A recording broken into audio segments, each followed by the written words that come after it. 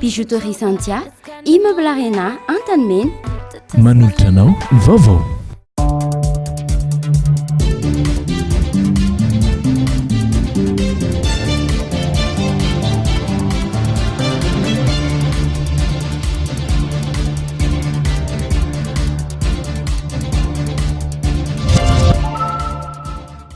Makasitraka feny tompoko lazy tompoko vavy amin'ity takarivan'ny sabotsy mahafinaritra ity manolotra ny arahaba ary dia manasanao am-panajana anaraka ny fampalalam-baovao ito amin'ny fahita lavitra ma TV maromaro ny matoam-baovao entina amintsika amin'izao takariva izao avy hatrany kosa isika dia irosa ao anatin'izany nidinalina ny vidin'ny solika ary saika nahitana fidinany avokoa na io ny lasantsy na ny gazoal eo ihany koa ny solika fandrehitra raha tsaivina nefa faranteo ny solika irery ihany ny lasantsy irery ihany marimarina kokoa no nahitana fihenam-bidy.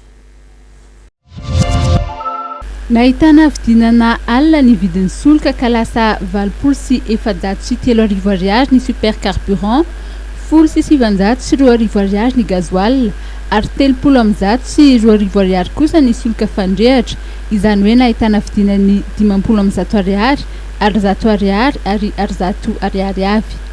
Nanao ny fakasitrahany izany vidinan'ny vidin'ny solika izany ny mpanjifa. Hevitry moa zany dia efa tsara moa zany rehefa midina ny solika, ina moa zany tsara vidinan'ny solika.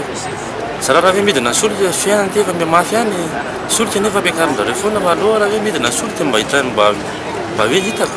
Mahatsara zavatra zany satria misy impact be any amin'ny resaka raha tsy ahivra dia mari-pamaritana roa no mandrafitra ny vidin'ny solika. Ny vidin'ny solika eo amin'ny tsena iraisam-pirenena etsy andaniny ary ny tany vola vahiny na ny taux de change etsy ankilany.